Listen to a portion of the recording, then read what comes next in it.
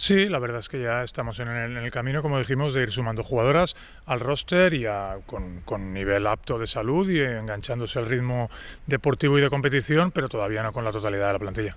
Sí, yo creo que recuperadas, ya lo demostraron también en la burbuja y son jugadoras, la gran mayoría, que vienen de jugar doble competición durante todas sus carreras. Además, las motiva y las ilusiona eso. Yo creo que estaremos preparadas y al máximo nivel que podamos dar ahora, seguro que estamos. Por compromiso y por mentalidad nueva seria, que lo demostraron frente a Campus Promete y no era un reto fácil.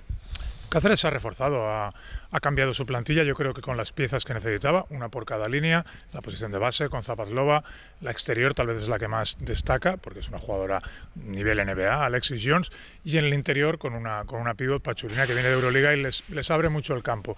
Creo que han empezado a encontrar un estilo de juego que es el que su entrenador buscaba y empieza a darle resultados, especialmente el último en pista de Clarinos, que es un equipo de arriba. Yo creo que nos va a exigir bastante el partido en cancha de Cáceres por todos los condicionantes, por la necesidad del rival y por el momento de competición en el que ya para todos cada día es importante.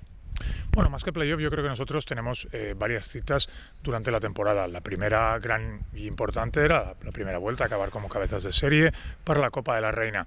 Tuvimos la burbuja en Valencia y creo que el equipo estuvo a muy buen nivel.